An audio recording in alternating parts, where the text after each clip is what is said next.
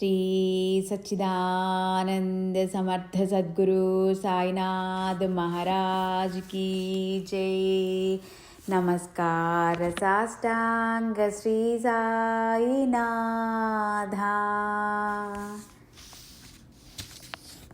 శ్రీరామ విజయము అనే గ్రంథాన్ని మరాఠీలో అనువదించిన వారు శ్రీధర కవి గారికి నమస్కార సాష్టాంగ ప్రణామాలు. తెలుగు అనువాదాన్ని అనువదించిన సాయినాథుని నారాయణరావు గారికి నమస్కార సాష్టాంగ ప్రణామాలు. సాయినాథులకు, సాయినాథుని శరద్బాబూజీ గారికి నమస్కార సాష్టాంగ ప్రణామాలు. ఈ విశ్వంలో ఉన్న ప్రతి ఒక్క గురువుకు పేరు పేరున నమస్కార సాష్టాంగ ప్రణామాలు. శ్రీ గణేశాయ నమః. శ్రీ సీతారామాభ్యాం నమః. అధ్యాయము 8. దశరథునికి శుభలేఖ పంపటం. జనకుడు, విశ్వామిత్రుడు కలిసి 2 శుభలేఖలను దూత ద్వారా దశరథ మహారాజుకు పంపారు. విశ్వామిత్రునిచే వ్రాయబడిన 4 వైపులా కుంకుమ రాసిన ఆ శుభలేఖను దశరథుడు తెరిచి చూచి వశిష్ఠుడికి ఇచ్చాడు. 2 లేఖలలో వారి అభిప్రాయం ఒక్కటే. అందులో ఉండే విశేషార్థాలను, చాతుర్యంతో కూడిన వార్తలను కులగురువు వివరించాడు. శివధనస్సు విరచి రాముడు విజయం సాధించాడు. దీనికి శంకరుడు సంతోషించాడు. బ్రహ్మ ఆచంద్రార్కము వధూవరులు సుఖంగా ఉండాలని ఆశీర్వదించాడు. సీత రాముడి ప్రతాపానికి పరవశురాలైంది. సీతారాములు ఏకమై అందరి ఆశీర్వాదాలు పొందారు. మీరు త్వరగా రావాల్సింది అని లేఖలో ఉండే సారాంశాన్ని వివరించాడు వశిష్ఠుడు. త్రిపురాసురుని వధించిన శూలపాణికి పృథ్వీ రథము, సూర్యచంద్రులే రథచక్రాలు, కనకాద్రే విల్లు, ఆదిశేషుడు నారి, బ్రహ్మసారథి, అలాగే చక్రపాణి బాణము. ప్రస్తుతం రఘునందనుడు తానే బాణమై శివధనస్సు విరిచి రథగర్భంలోనున్న రత్నాల రాసి సీతను సాధించాడు అని మహిమ్న సూక్తంలో రథక్షోణియంత అనే శ్లోకాన్ని రామపరంగా అన్వయించి చెప్పాడు. అది విని మహారాజు ఆనందంతో జయధ్వానం చేస్తూ 16 పద్మాలు గల చతురంగ బలాన్ని సిద్ధం చేయమని ఉత్తర్వు ఇచ్చాడు.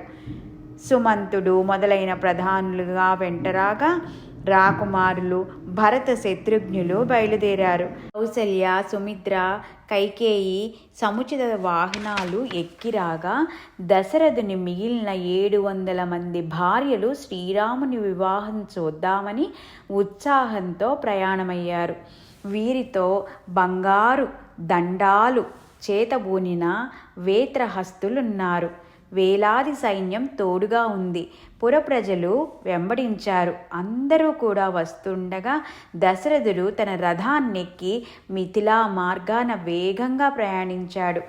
రథంపై సూర్యధ్వజం, 2 పక్కల చంద్రవర్ణం గల వింజామరులు, ముందు మకరధ్వజం ఎగురుతూ ఉండగా ఛత్రధారి అయి మహారాజు రథంపై విరాజిల్లాడు. వెంబడి వివిధ వాద్యాలు, బాజా, భజంత్రీలు, ఘోష అట్టహాసంగా ఉంది. శమదమాలనే పదాతి దళం ముందు నడవగా వెనక సద్వివేకమనే అశ్విక దళాలు అపారంగా ఉన్నాయి. వాటి వెనక నిజబోధ అనే ఏనుగులు రామనామాన్ని ఘీంకరిస్తూ సాగుతున్నాయి. ఆత్మానుభవం అనే దివ్య పదంలో ఆ ఊరేగింపు సాగుతున్నది. ఆ రథానికి పూంచిన చతుర్విధ పురుషార్థాలనే యుద్ధాశ్వాలు సమానగతిలో సాగిపోతున్నాయి. నిజానికి జాగ్రత్తావస్థలో సత్యం తొలిమెట్టు. స్థూలంగా అన్నింటినీ గమనించవచ్చు. కానీ దశరథుడు ఢీ అవస్థలో లేడు. అతని చిత్తం రఘునాథుడి మీదే ఉంది. జాగృతి కంటే సూక్ష్మమైన స్థాయిలో స్వప్నావస్థ ఉంది. ఆ స్థితిలోనే దశరథుడు లేడు. ఆయనకుండేదల్లా రాముని చేరుకోవాలన్న ఆతృత మాత్రమే. తదుపరి సుషుప్తావస్థ కారణభూతమైనది. అక్కడ అంతా నిర్మానుష్యం. అంధకారం. అక్కడి నుంచి రామోపాసకులు త్వరగా ముందుకు సాగిపోయారు. ఏ ఆటంకాలు లేక రామోపాసకులతో ఆ ఊరేగింపు మిథుల వెలుపల ఉపవనము చేరింది. యోగి తురియావస్థలో పొందే దివ్య జ్ఞానంలాగా అందరూ రఘునాథ ప్రాప్తి కోసం ఆగారు. ఎదురుగా విరాజిల్లుతున్నదే విదేహ నగరం. మంగళ వాయిద్యాలతో విదేహాధిపతి అనాహత వాద్య బృందాలతో సైన్యంగా ఎదురొచ్చి దశరథునికి విడివిడిగా అందరికీ స్వాగతం పలికాడు. దశరథుడు యథావిధిగా జనకుని యోగక్షేమాలు విచారించాడు. భరత శత్రుఘ్నుల్ని చూసి రామలక్ష్మణులుగా భ్రమించాడు జనకుడు. దశరథుడు తన పుత్రులను పరిచయం చేయగా జనకుడు అందరినీ మేళ తాళాలతో సభామంటపానికి తోడ్కొని తెచ్చాడు. వీరులు కొందరు విరిగిన వింటిని చూసి గగుర్పాటు చెందారు. వింటి తుంటలను చూసి ఒకడు కన్నీరు కార్చాడు. భక్త కల్పద్రుముడైన శ్రీరాముడు తల్లి కౌసల్య చెంత చేరి గాఢాలింగనం చేసుకుని ప్రేమతో మైమరిచిపోయాడు. కౌసల్య రాముడిని ఒడిలోకి తీసుకుంటూ, రామా, సుకుమారుడివి, ఇంత పెద్ద ధనుస్సు ఎలా విరిచావు అని ప్రశ్నించింది. దశరథుడు రాముని తన అక్కున చేర్చుకున్నాడు. భరత శత్రుఘ్నులు అన్న పాదాలకు నమస్కరించి ఆశీర్వాదాలు తీసుకున్నారు. జనకుడు తన దివ్య మందిరంలో వరుడికి అమూల్యమైన కానుకలెన్నో ఇచ్చాడు. మంగళవాద్యాల హోరులో ఇరుపక్షాల వారు పెళ్లి మంటపాన్ని చేరుకున్నారు. జనకుడు వీరులైన లక్ష్మణ భరత శత్రుఘ్నుల వంక చూస్తూ, జానకిని శ్రీరామునికి ఇచ్చాను. వీరికి వరుసగా ఊర్మిళ, మాండవి, శృతకీర్తులనిచ్చి వివాహం జరిపించాలని ఉంది. ఇందుకు అంగీకరించండి అని దశరథుని కోరగా దశరథుడు అంగీకరించాడు. కులదైవాన్ని పూజించి అందరికీ పసుపు కుంకుమలు పంచారు. పెండ్లి కుమారులు మంగళ స్నానాలు చేశారు. తదనంతరం జనకుడు రాకుమారులను పీటల మీద కూర్చోపెట్టడానికి వాద్యాల ఘోషతో బయలుదేరుతున్న సన్నివేశాన్ని దేవతలు వీక్షించసాగారు. శాంతి, దయ, క్షమ, ఉన్మని, సద్బుద్ధి, సద్విద్య, కామని, తితీక్ష, ముముక్ష, విలాసిని, తుర్య, ఉపరతి, సులీనత, సమాధి, సద్గతి గుణాలతో కళ్యాణ మందిరం ప్రకాశిస్తోంది. బోధ, ఆనందం, సద్వివేకం, జ్ఞానం, వైరాగ్యం, పరమార్థం, నిష్కామం, అక్రోధం, అనుతాపం అనే పవిత్ర భావాలు గల శ్రీరాముని జనం అవలోకిస్తున్నారు. మణిమాయాలంకృతమైన పీటలపై మధుపర్కాలతో కూర్చుని వరులు వరపూజ చేశారు. రఘునాథుని సుందర పాదాలను బంగారపు పళ్ళెంలో ఉంచి పవిత్రమైన జలాలను సుమేధ పోస్తుండగా జనకుడు కడిగాడు. వేదాలనే నిర్మించిన శ్రీరాముడికి యజ్ఞోపవీత ధారణ చేశారు. షోడశోపచార సేవకు సిద్ధంగా ఉండండి అని సద్బ్రాహ్మణులు హెచ్చరికతో నలుగురు కుమార్తెలు పెళ్లి మంటపాన ప్రవేశించారు. దివ్య వస్త్రాలంకృతులైన కోడళ్లను గమనించి దశరథుడు ఆశ్చర్యానంద భరితుడయ్యాడు. తన అల్లుళ్లను చూచి జనకుని పట్టమహిషి పుణ్యరాశి అయిన సుమేధ ఆనందం పట్టలేకపోయింది. శ్రీరాముని ముఖారవిందం ముందు కోటి మన్మధులు కూడా దిగదుడిపే. సీత భాగ్యం పండిందని సుమేధ ఆనందంతో పరవశించిపోయింది. శ్రీ సీతారామ కళ్యాణం. పండితులు సావధానమని మంగళాష్టకం చదువుతూ ఉండగా సుముహూర్తం సమీపించింది. ఓం పుణ్యా అనే ఆచార్యుల మంత్రోచ్చారణతో వధూవరుల మధ్య తెర తొలగింది. సీత శ్రీరామునిపై అక్షింతలు వేసి పాదాలకు నమస్కరించింది. శ్రీరాముడు ఆమె శిరస్సున మంగళాక్షతలు చల్లి శుభాశీస్సులు ఇచ్చాడు. నలుగురి వివాహం అదే సమయంలో జరిగింది. మంగళవాద్యాల హోరు మిన్నంటింది. ఆ వివాహ వైభవం వర్ణించటం ఆదిశేషువు తరం కూడా కాదు. ఆ సమయంలో జనకుడు విశేషమైన అమూల్య కానుకలను దాన ధర్మాలు చేశాడు. వధూవరులను హోమగుండం వైపుకు తీసుకువెళ్లాల్సిన సమయం వచ్చింది. ప్రపంచంలో ఉండే విపరీతపు రీతులు నాకెందుకు అని శ్రీరాముడు నవ్వాడు. కులగురువు శ్రీరాముడు వంక చూస్తూ సీతను అనుసరించమని ఆదేశించాడు.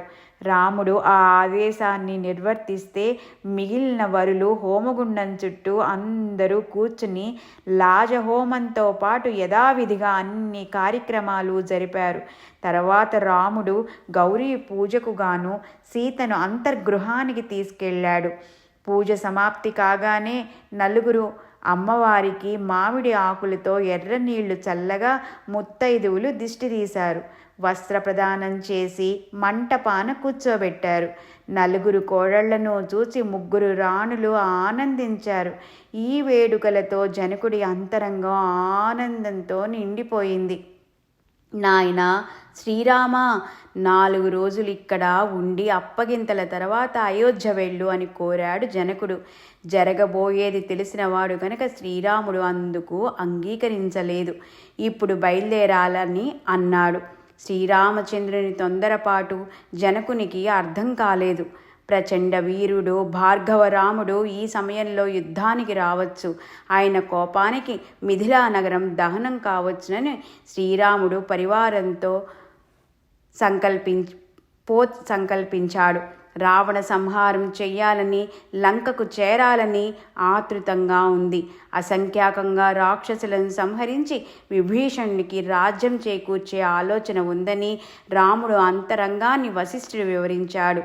తదుపరి జనకుడు అయోధ్యవాసులకు, దశరథుడికి, రాణులకు, వధూవరులకు భోజనాది కాల తర్వాత అంపకాలు చేయించి, వస్త్రాలు చదివించి, అపారమైన కానుకలిచ్చి, అశ్వగజ పదాతి దళాలు త్రికరణ శుద్ధిగా సేవిస్తూ ఉండగా శ్రీరాముని వెంట జనకుడు దశరథుడితో సహా బయలుదేరారు.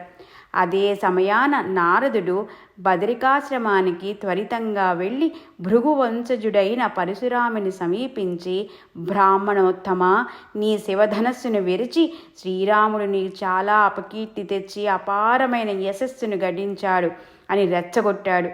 బదులుగా పరశురాముడు నా అవతార కార్యం పరిసమాప్తి అయిందని సమాధానమిచ్చాడు. అందుకు నారదుడు, నీకు ఇప్పుడు ఏమాత్రం కోపం రావటం లేదు. కోపాన్ని విసర్జించిన క్షణమే నీ తండ్రి మృత్యువాత పడ్డాడు. నీకు ఆ సమయం వచ్చింది. శ్రీరాముడు నిన్ను విడిచిపెట్టడు. శివవరప్రసాదమైన ధనస్సుతో క్షత్రియ సంహారం చేశావు అని ఇంకా ఏదో అనబోతూ ఉండగా జమదగ్ని కొడుకైన పరశురాముడు క్షోభించాడు. అగ్నిలో ఆజ్యం పడ్డట్టు, నిద్రిస్తున్న సింహాన్ని కాలితో గీరినట్టు, పులిముక్కు మీద కాలితో తన్నినట్టు, బలవంతంగా పాముని రెచ్చగొట్టినట్టు, మహాశివుడికి కోపం వచ్చినట్లుగా స్తంభం నుంచి నరసింహస్వామి మరలా ప్రకటమైనాడా అన్నట్లు ఉన్నాడు పరశురాముడు. విష్ణుచాపం ధరించి నారదుడు వెంటరాగా అయోధ్యకు పయనమవుతున్న శ్రీరాముణ్ణి అడ్డగించాడు. గోధుమ వన్నె కలిగి విశాల నేత్రాలతో, దరహాసవదనంతో, తలంతా జడలతో దీదేప్యమానంగా వెలిగిపోతూ యజ్ఞోపవీతం మెరిసిపోతుండగా నడుముకు పీతాంబరం కట్టి ధనుస్సుకు బాణం సంధించి రోషకపాయిత నేత్రుడై సూర్యునిలా వెలిగిపోతూ పరశురాముడు అడ్డు వచ్చాడు. అతన్ని చూడగానే షోడశ పద్మధల సైన్యం నిర్వీర్యమైంది. 21 పర్యాయాలు లోకమంతా తిరిగి భూమిపైనున్న రాజులందరిపై దండెత్తి వారిని నిర్జించాడు. 2వ ప్రళయాగ్ని వలె పరశురాముడు క్షత్రియ మేఘ సముదాయాన్ని సుడిగాలి వలె చేత గొడ్డలి ధరించి వీరారణ్యాలను నిర్మూలించాడు. పెద్ద పులిని చూసి మేకల మంద పరిగెత్తినట్లు వారు శస్త్రాస్త్రాలు విసర్జించి పరిగెత్తారు. మేఘాలను తోలే పెనుగాలిలాగా ప్రళయాగ్నిన పోలిన పరశురాముని చూచి ఇప్పుడు ఎటువంటి అనర్థం రానున్నదో అని మిథిలేశ్వరుడు భయపడ్డాడు. దశరథుడు స్త్రీలచాటున దాగాడు. వైరాగ్యమనే ఏనుగుపై దృఢచిత్తమైన అనే అందమైన అంబారీలో అనుభవమనే మావటి వానిలాగా శ్రీరాముడు వివేకాంశంతో శోభిల్లాడు. జ్ఞానధ్వజం ఎగురగా విజ్ఞాన బిరుదాంకితుడిలాగా మిర్మిట్లు గొలిపే తేజంతో దృఢంగా సంతోషంగా రాముడు ముందుకు సాగాడు. నివృత్తి పథకాలతో ముముక్షువులు సాధక రామనామ చిహ్నాలను చూస్తూ సాగుతున్నారు. వాయువేగంతో అశ్వదళం పరిగెడుతోంది. మనోవీచికలనే అశ్వాలు అనుసంధానం అనే పగ్గాలతో విరక్తి జీను కప్పుకొని అనుభవాలనే ముత్యాల సరాలు వేలాడుతుండగా పరిగెడుతున్నాయి. చిద్రత్నాలు పొదిగిన దివ్యరథంలో పర, పశ్యంతి, మధ్యమ వైఖరులు 4 చక్రాలుగా చతుర్విధ పురుషార్థాలు గుర్రాలుగా పూంచి ఆనందమనే సారథితో వెళుతున్నాడు రాముడు. నామం అనే శస్త్రం ధరించి సోహమని ఘోషిస్తూ ఆ వీరులు క్షణంలో ప్రపంచాన్ని విధ్వంసం చేస్తారు. వారిని ఎదిరించడం అసంభవం.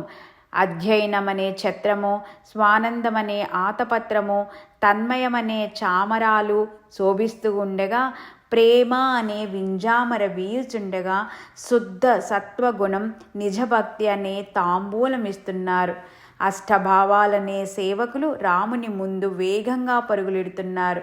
ఆయన లోకనం వల్ల అనుతాపమనే రుమాలుతో మాయచే కూడుకున్న దుమ్ము ధూళి నివారణ పొందుతుంది.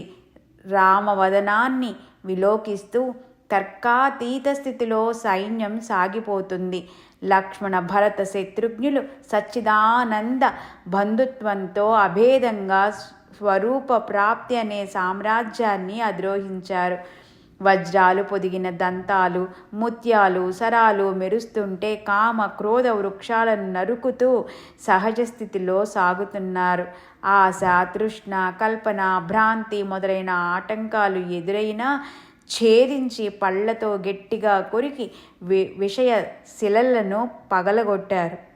మద, మాత్సర్య, దంభ పర్వతాలను రథ చక్రాల కింద పిండి చేసి దుర్బుద్ధులైన పాషాణాలను నాశనం చేస్తూ మెత్తగా నూరి ధైర్యమనే గుర్రాల మీద దడా పోతున్నారు. కలికాలంలో కూడా ప్రబలమైన మాయా మెరుపులు రణరంగంలో మెరిసిన నిర్మలమైన రామోపాసకులు వాటిని లెక్కపెట్టరు. వారు శమ దమ అనే కాల్భకలాలతో నిష్కామ ప్రదేశం చేరి ఊగుతున్నారు. వారు పూర్ణ భక్తిలో మునిగి పారవస్యంతో నిశ్శబ్దంగా సాగుతూ ఉంటే ఉచ్ఛ్వాస నిశ్వాసలనే వాద్యాల హోరు వింటూ మెట్ట వేదాంతులు కర్మజాలమనే వనచరాలను ఇంటిదాకా తరిమికొట్టారు. చతుర్వేదాలు, షట్శాస్త్రాలు, 18 పురాణాలు రామునికే వందిమా గదులయ్యాయి. సాలోక్య, సామీప్య, సారూప్య, సాయుధ్యమనే చతుర్విధ మోక్ష వనితలు ఆనందంతో నాట్యం చేయసాగారు. సైన్యం ధాటికి మార్గంలో ఉండే అవిద్య అనే ఏరు ఇంకిపోయింది. నిశ్చల భావంతో వారు శ్రీరామును ముందు సాగారు. సోహం జపిస్తూ, ద్వైతాన్ని ఖండిస్తూ, ఆత్మానందంతో రాముని ముందు గంతులు వేస్తూ, రాముని గుణగణాలను కీర్తిస్తూ సాగిపోతున్నారు. అందులో ఒకరు మూగవాడయ్యాడు, మరొకడు వాచలత్వం చూపించాడు, మరొకడు సమాధి స్థితిలో ఉన్నాడు. కౌసల్య హృదయ పేటికారత్నమైన రఘురాముడు సైన్యాన్ని ఆపి గజబలానికి ముందు వెళ్ళి క్షత్రియ హంతకుడు జమదగ్నిసుతుడు అయిన పరశురామునికి నమస్కారం చేశాడు. అది చూసిన నారదుడు పరశురాముడితో, చూశావా, నిన్ను చూసి కూడా రాముడు ఏనుగు మీద నుంచి దిగలేదు. వీరుని బ్రాహ్మణ్ణి గౌరవించే విధానం ఇదేనా అని రెచ్చగొట్టాడు. నిజమని భావించి భృగునందనుడు ఉగ్రుడై వింటిని సారించి, నీవు క్షత్రియుల్లో మిన్నా అని అనుకోవచ్చు, అధమురాలైన తాటకానే అబలను చంపి అధర్మానికి పాల్పడ్డావు. స్త్రీ, రోగి, మూర్ఖుడు, బాలుడు, యోగి, యాచకుడు, బలహీనుడు, కుంటివాడు, గుడ్డివాడు, వృద్ధుడు, బ్రాహ్మణుడు, గోవు, గురువు, జ్యేష్ఠ బంధువు, తల్లి, తండ్రి, వెన్నిరిచి పారిపోయేవాడు, వీరిపై శస్త్రాస్త్రాలను ప్రయోగించడం మహాదోషం. వీరుల్లో అధముడివి, శ్రీహంతకుడివి, జానకి మోహబద్ధుడివి, నీవేం మాట్లాడతావని కోపంగా పలికాడు. బదులుగా శ్రీరాముడు, తాటక నా తల్లి కాదు, తల్లిని చంపిన దానికంటే నీచత్వం ఏముంటుంది? ఉన్నత వంశ బ్రాహ్మణుడివి, అనుష్ఠానం జపతపాదులను వదిలి శాస్త్రాలను ధరించి రాజులను సంహరించి రాజహింసకు పాల్పడే అధికారం నీకెక్కడ ఉంది? నీవు బ్రాహ్మణుడవు, పవిత్రుడవు. నీపై శస్త్రప్రయోగం చేస్తే ఆ కర్మ మాకు అపవిత్రమే అని సమాధానమిచ్చాడు రాముడు. అందుకు బదులుగా పరశురాముడు నిర్వాణ బాణం ప్రయోగించాడు. శ్రీరాముడు బాణం సంధించాడే తప్ప వదలలేదు. పెనుగాలికి దీపాలు ఆరినట్లు, ముక్కంటి తీక్షణమైన చూపుకు మదనుడు భస్మమైనట్లు, ఆత్మజ్ఞానం కలుగుగానే మదమత్సరాలు మాయమైనట్లు, మంచి వర్షానికి నిప్పు ఆరినట్లు, కల్పాంతంలో మెరిసే మెరుపులా మెరుస్తున్న శస్త్రం రాముని తీక్షణమైన చూపుకు కరిగింది. ఎన్ని అస్త్రాలను పరశురాముడు ప్రయోగించినా మార్గమధ్యంలోనే శ్రీరాముడు చూపుకు ఆహుతి అయ్యాయి. అప్పుడు పరశురాముడు క్షీరాబ్దివాసి నారాయణుడే శ్రీరాముండని గ్రహించి తన శక్తి తరిగిపోయిందని గుర్తించి ధనుర్బాణాలను కింద పెట్టి సముద్రంలో అలలు ఒకటైనట్లుగా అద్వైత శాస్త్ర పండితుల శృతి కలిసినట్లుగా శ్రీరాముని కలుసుకోవటానికి అతి వేగంగా వెళ్ళాడు. 2 దీపాలు ఏకమైనట్లు పరశురాములు ఒకటయ్యారు. త్రిలోకంలో భిన్నత్వం లేకపోవడం, క్షత్రియులను సంహరించిన క్రోధ జ్యోతి రఘుపతి ముఖంలో కలిసిపోవటం అందరూ గమనించారు. అప్పుడు శ్రీరాముడు నేను సంబంధించిన బాణము ఎటు వదలాలని పరశురాముని ప్రశ్నించాడు. స్వర్గ మార్గంలో దీనిని వదలాల్సింది, నేను చిరంజీవిగా తపం చేసుకోవడానికి నిష్క్రమిస్తాను అని సమాధానమిచ్చాడు. రఘురాముడు అలాగే బాణం వదిలి పరశురాముని చిరంజీవిగా చేశాడు. అయోధ్య తాత్విక స్వరూపము. అనుమతి పొందిన భార్గవరాముడు బదరికాశ్రమానికి, జనకుడు మిథులకు, నరక్కి సోరము రఘునాథుడు సైన్య సమేతంగా అయోధ్యకు తరలివెళ్లారు. నగరం చేరిన శ్రీరాముని ప్రజలు కళ్ళారా తిలకించారు. ఆదిశేషుడితో నారాయణుడు నగర ప్రవేశం చేశాడు. ప్రథమ మార్గం స్థూలదేహం సమానం, రెండవది సూక్ష్మము, మూడవది కారణము, ఆఖరిది మహాకారణము. దుర్గము, షట్చక్రాలు, గోపురాలు, ఇదే ఆత్మ ప్రాప్తి స్థానము, దేదీప్యమానము. నగరం వెలుపల 4 దుర్గాలు 4 అవస్థలుగా, 4 అభిమానాలుగా దివ్యతేజంతో మెరుస్తున్నాయి. అనేక స్థూల సూక్ష్మ తర్కాలతో మార్గంలో పయనిస్తూ పంచ ప్రాణాలు, దశేంద్రియాలు వీరుల్లాగా అక్కడక్కడ నర్తిస్తున్నారు. పంచభూతాలు చాలా విలువైనవి, విశాల వ్యాప్తి కలవి. శమ దమ వృక్షాల కన్నా విలువ కలిగి నిర్మలమయ్యి ఎలా విరిచావు అని ప్రశ్నించింది. దశరథుడు రాముని తన హక్కున చేర్చుకున్నాడు. భరత శత్రుఘ్నులు అన్న పాదాలకు నమస్కరించి ఆశీర్వాదాలు తీసుకున్నారు. జనకుడు తన దివ్య మందిరంలో వరుడికి అమూల్యమైన కానుకలెన్నో ఇచ్చాడు. మంగళవాద్యాల హోరులో ఇరుపక్షాల వారు పెళ్లి మంటపాన్ని చేరుకున్నారు. జనకుడు వీరులైన లక్ష్మణ, భరత శత్రుఘ్నుల వంక చూస్తూ, జానకిని శ్రీరామునికి ఇచ్చాను. వీరికి వరుసగా ఊర్మిళ, మాండవి, శృతకీర్తులనిచ్చి వివాహం జరిపించాలని ఉంది. ఇందుకు అంగీకరించండి అని దశరథుని కోరగా దశరథుడు అంగీకరించాడు. కులదైవాన్ని పూజించి అందరికీ పసుపు కుంకుమలు పంచారు. పెళ్లి కుమారులు మంగళ స్నానాలు చేశారు. తదనంతరం జనకుడు రాకుమారులను పీటల మీద కూర్చోబెట్టడానికి వాద్యాల ఘోషలో బయలుదేరుతున్న సన్నివేశాన్ని దేవతలు వీక్షించసాగారు. శాంతి, దయ, క్షమ, ఉన్మని, సద్బుద్ధి, సద్విద్య, కామిని, తితీక్ష, ముముక్ష, విలాసిని, తుర్య, ఉపరతి, సులీనత, సమాధి, సద్గతి గుణాలతో కళ్యాణ మందిరం ప్రకాశిస్తోంది. బోధ, ఆనందం, సద్వివేకం, జ్ఞానం, వైరాగ్యం, పరమార్థం, నిష్కామం, అక్రోధం, అనుతాపం అనే పవిత్ర భావాలు గల శ్రీరాముని జనం అవలోకిస్తున్నారు. మణిమయాలంకృతులైన పీఠాలపై మధుపర్కాలతో కూర్చుని వరపూజ చేశారు. రఘునాథుని సుందర పాదాలను బంగారు పళ్ళెంలో ఉంచి పవిత్రమైన జలాలను సుమేధ పోస్తుండగా జనకుడు కడిగాడు. వేదాలనే నిర్మించిన శ్రీరామునికి యజ్ఞోపవీత ధారణ చేశారు. షోడశోపచార సేవకులకు సిద్ధంగా ఉండండి అని సద్బ్రాహ్మణుల హెచ్చరికతో 4 రాకుమార్తెలు పెళ్లి మంటపాన ప్రవేశించారు. దివ్య వస్త్రాలంకృతులైన కోడళ్లను గమనించి దశరథుడు ఆశ్చర్యానందభరితుడయ్యాడు. తన అల్లుళ్లను చూచి జనకుని పట్ట మహిషి పుణ్యరాశి అయిన సుమేధ ఆనందం పట్టలేకపోయింది. శ్రీరాముని ముఖారవిందం ముందు కోటి మన్మధులు కూడా దిగుదుడుపే సీతభాగ్యం పండిందని సుమేధ ఆనందంతో పరవశించిపోయింది. శ్రీ సీతారామ కళ్యాణం. పండితులు సావధానమని మంగళాష్టకం చదువుతుండగా సుముహూర్తం సమీపించింది. ఓం పుణ్యాం అనే ఆచార్యుల మంత్రోచ్చారణతో వధూవరుల మధ్య తెర తొలగింది. సీత శ్రీరామునిపై అక్షింతలు వేసి పాదాలకు నమస్కరించింది. శ్రీరాముడు ఆమె శిరస్సున మంగళాక్షతలు చల్లి శుభాశీసులిచ్చాడు. నలుగురి వివాహం అదే సమయంలో జరిగింది. మంగళవాద్యాల హోరు మిన్నంటింది. ఆ వివాహ వైభవం వర్ణించటం ఆదిశేషుతరం కూడా కాదు. ఆ సమయంలో జనకుడు విశేషమైన అమూల్య కానుకలను దాన ధర్మాలు చేశాడు. వధూవరులను హోమగుండం వైపుకు తీసుకువెళ్లాల్సిన సమయం వచ్చింది. ప్రపంచంలో ఉండే విపరీతపు రీతులు నాకెందుకు అని శ్రీరాముడు నవ్వాడు. కులగురువు శ్రీరాముడి వంక చూస్తూ సీతను అనుసరించమని ఆదేశించాడు. రాముడు ఆ ఆదేశాన్ని నిర్వర్తిస్తే మిగిలిన వరులు హోమగుండం చుట్టూ అందరూ కూర్చుని లాజహోమంతో పాటు యథావిధిగా అన్ని కార్యక్రమాలు శ్రీమద్ భీమత పాట విలాస బ్రహ్మానంద పుండరీక శ్రీధర వరద పురాణ పురుష అభంగ అవినాశ అజేయ నీకు నమస్కారములు. స్వస్తి. శ్రీరామ విజయ గ్రంథము సుందరమైనది. వాల్మీకి విరచిత శ్రీమద్ రామాయణ మహాకావ్యం ఆధారంగా రచించబడింది. చతురులైన భక్తులు సదా ఆలకిస్తారు. శ్రీరామచంద్రార్పణమస్తు. శ్రీ సాయి రామార్పణమస్తు. అష్టమాధ్యాయం మధురం. బాలకాండం సమాప్తః.